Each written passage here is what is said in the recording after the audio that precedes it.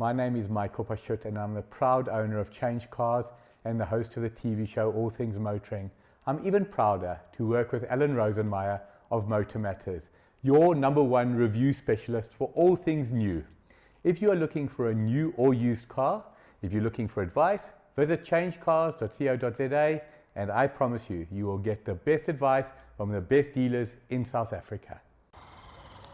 The Mazda CX5 has been around for quite a while, and in fact the term an oldie but a goodie comes to my mind straight away.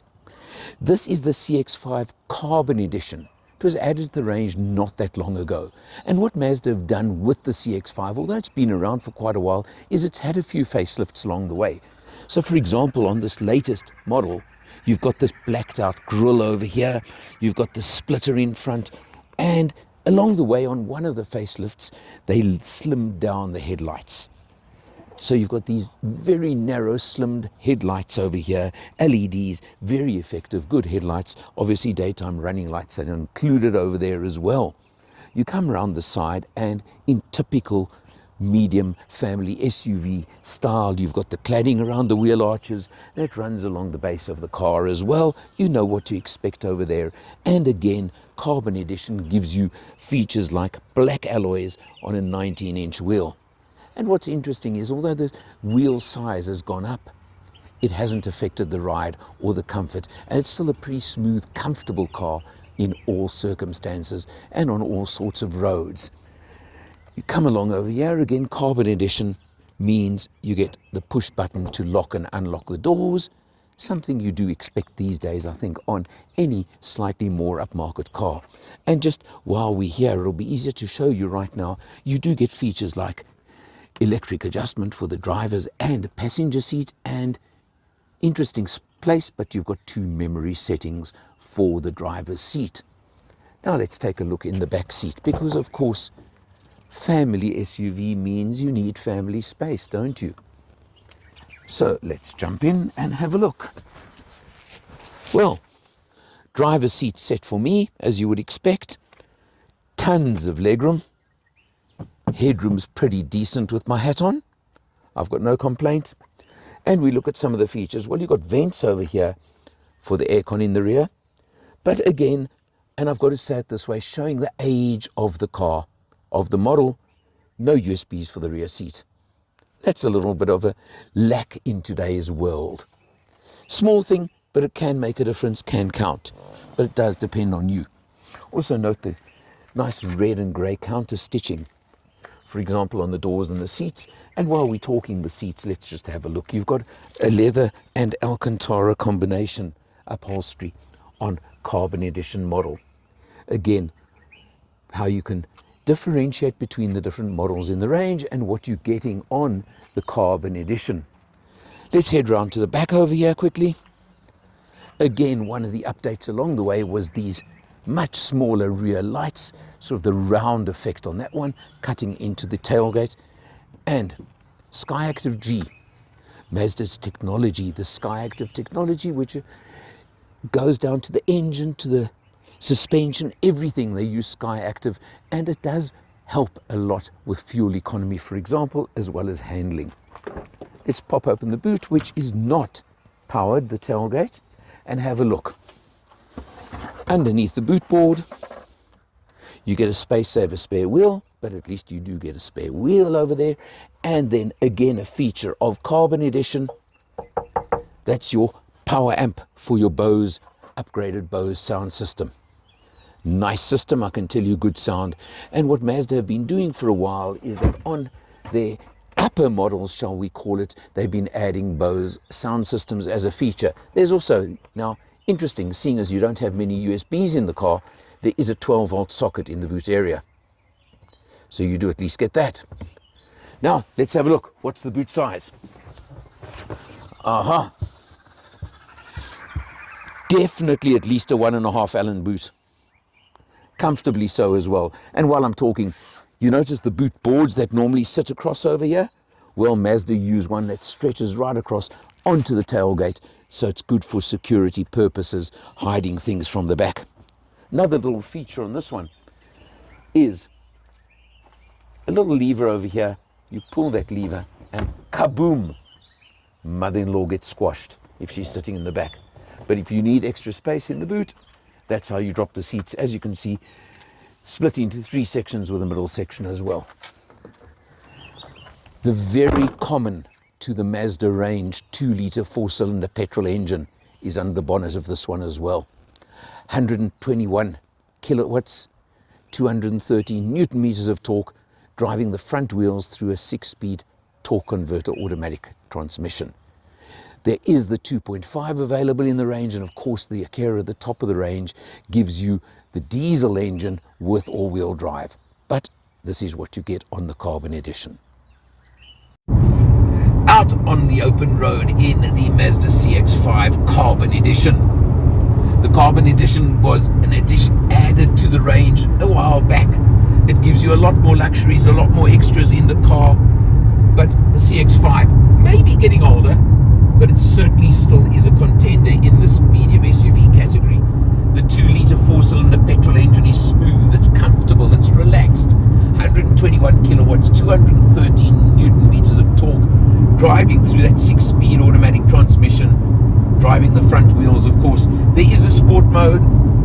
I think if you watch my previous Mazda reviews, you'll know I don't use the sport mode because I feel it holds the ratios a little bit too long and gets those revs higher than I'm comfortable with. But that's me, that's my opinion. But it is a cruiser par excellence. It's smooth, it's comfortable, and it's the way to spend a day on a long weekend. It's Heritage Weekend, Friday on Monday. But we've just brought our road trip forward, Saturday today, and we headed to Paris, one of my favorite destinations that we love going to. And hey, hopefully there's lunch coming soon.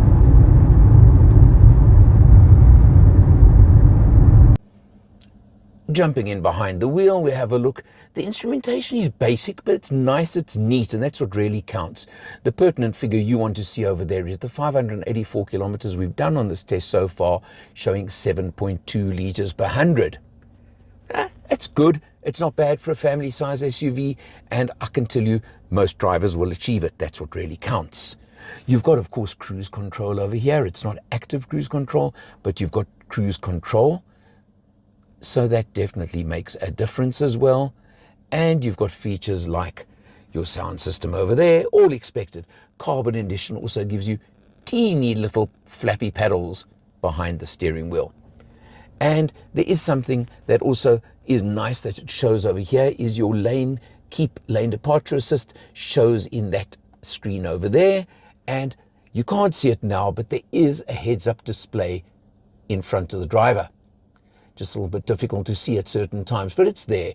And one feature I do like is that the blind spot warning system that you normally see in your mirrors would light up orange if there's a car in your blind spot on either left or right. Well, there is an indication on the blind spot monitor as well when that comes up over there. So if you're using that, it's neat, it's useful, and it certainly does help you. One of the areas where the CX5 again is showing its age, I've got to comment, is the screen. First of all, it's much smaller than most you get these days, and secondly, it certainly looks like it's just been stuck on top of the dash as earlier screens did instead of being nicely integrated. It's not a big deal, it's not serious, but I must comment. This one does have standard navigation, which I must say I like, and your reverse camera, well, you've got guidelines, but I wouldn't say it's the greatest clarity or definition on a camera, but you know what, it does the job, and that's what you're worried about, and that's what you want. So just keep that in mind as well. But it's got all the functionality and Android Auto connected nice and easily for me. Your ventilation system, there's of course your push button start for the engine. I mean, these are all things you know and expect. You've got dual zone climate control, fine, works well. You've got a nice little spot here to keep your cell phone, which has a 12 volt, but hey Mazda, where's a USB up front? We'll talk about that a bit more. And now, my other bugbear, I've got to comment about Mazda.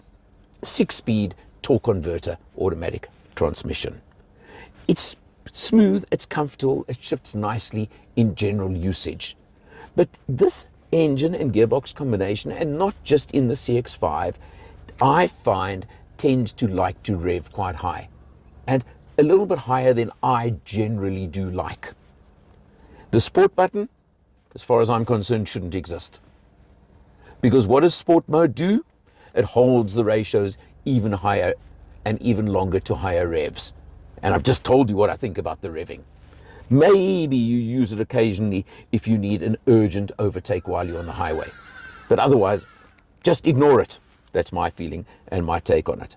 Over here, you've got your rotary controller for the screen, for the infotainment screen. Works nicely, nice and simple. That's a nice touch. It's a volume control, good old-fashioned knob, and just push on it to mute instantly.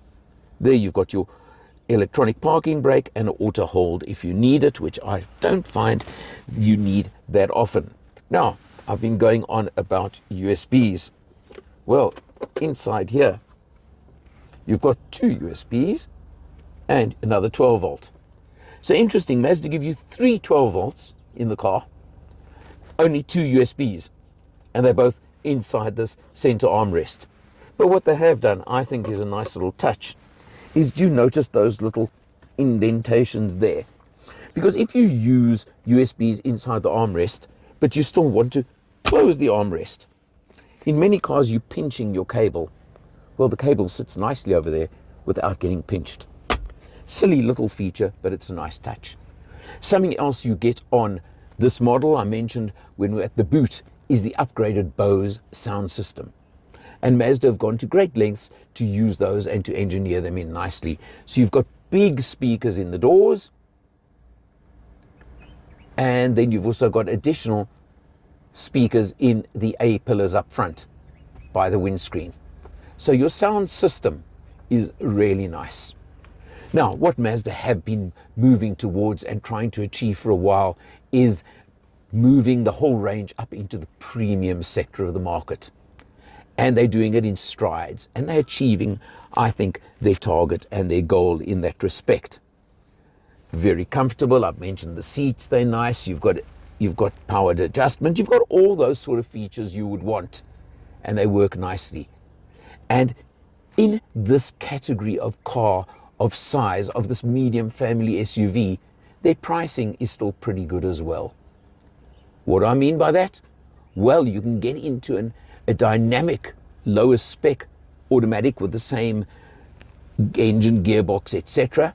for 540,000 odd rand, carbon edition with the extras I've mentioned, 650, which is competitive. If you want to go up to the only diesel option in the range with all-wheel drive, that'll add another 100 odd thousand rand, just over 750. Always up to you, isn't it? But this certainly fills a nice spot in the range. And then, of course, there's Mazda's trump card, that I always call it. Yes, everybody offers service plans, everybody offers warranties. But what Mazda do is their warranty and service plan may be slightly shorter than some at 3 years, but it's unlimited mileage. So if you are the person that does high mileage every year, this makes a lot of sense. And that, in my book, if I was that buyer, could swing my buying decision. I'll put it that way. But it's always up to you. And it's up to you to check it out, drive it, see what you think, and then make your choice. For Motor Matters, I'm Alan R. See you next time.